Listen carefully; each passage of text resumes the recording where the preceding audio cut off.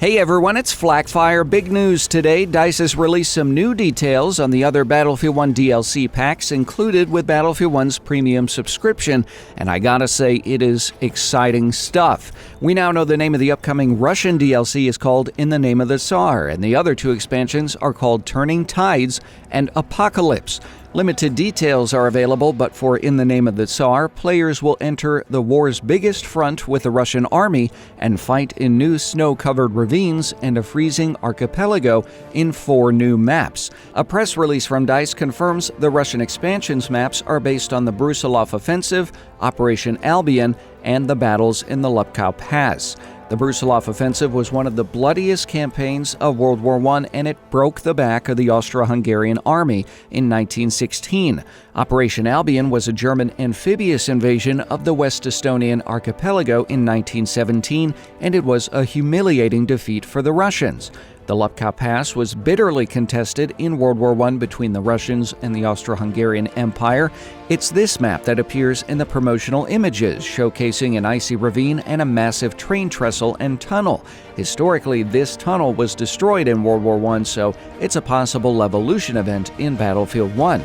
It's safe to say the behemoth on this map will be the armored train, but there is another new weapon in the image. The cavalry soldier here is armed with a lance. Lances, of course, were all but obsolete in World War I, but were still employed by the Imperial Russian Army.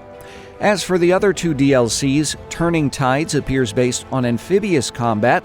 Battlefield 1's website is teasing at least 2 maps. One is centered around the beaches of Gallipoli, and the other lets players participate in the daredevil Zeebrugge Raid. The Zeebrugge Raid is one of the most interesting battles in World War I. The British Royal Navy attempted to block the German-held port in 1918 in an effort to cripple submarine operations. They did this by landing Royal Marines to neutralize German gun batteries and then purposefully sinking ships at the port entrance. Its effectiveness remains a bit of a debate, but there is no denying the bravery it took to pull off this raid.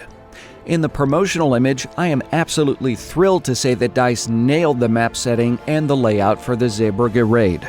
I can even tell you the name of this ship is the HMS Vindictive. Historically, the old cruiser was rearmed with flamethrowers and other close-range weapons before the raid, so it will be interesting to see if there are new stationary weapons in the expansion. Obviously, these coastal guns would be fun to use in Battlefield 1. A couple other things to note: the raid took place in the early morning hours, and it looks like this map takes place at night.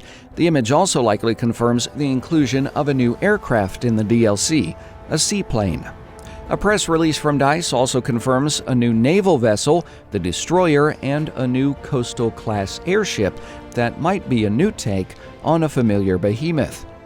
For the Apocalypse DLC, DICE says players will go over the top in some of the most infamous battles of World War I.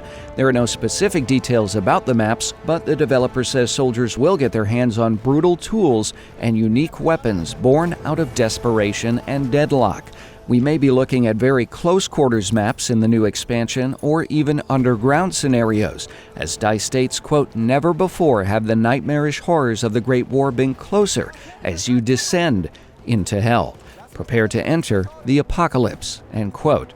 Hearing those words brings to mind the exploits of the Diggers in World War I, the Battle of Messines, and the Drachenhöhle at Chemin des Dames during the Nivelle Offensive. All of that speculation, but the Drachenhöhle would be an amazing location for a Battlefield 1 map. French and German soldiers fought each other inside the sprawling cave system, creating fortified emplacements, sniper positions, barracks, first aid stations, and even a cemetery. There's no word on release dates for any of this downloadable content, but if you pick up Battlefield 1's Premium Pass, it's all included, and it gives you a 2-week head start before those who purchase the DLC separately. What are your thoughts on the new DLC information? Are you as excited as I am? Tell me in the comments. If you enjoyed this video, leave a like, share on websites like Facebook and Twitter, and of course, subscribe. To take your Battlefield 1 game to the next level, check out the Battlefield 1 Ultimate Utility app in the video description. As always, thanks for watching.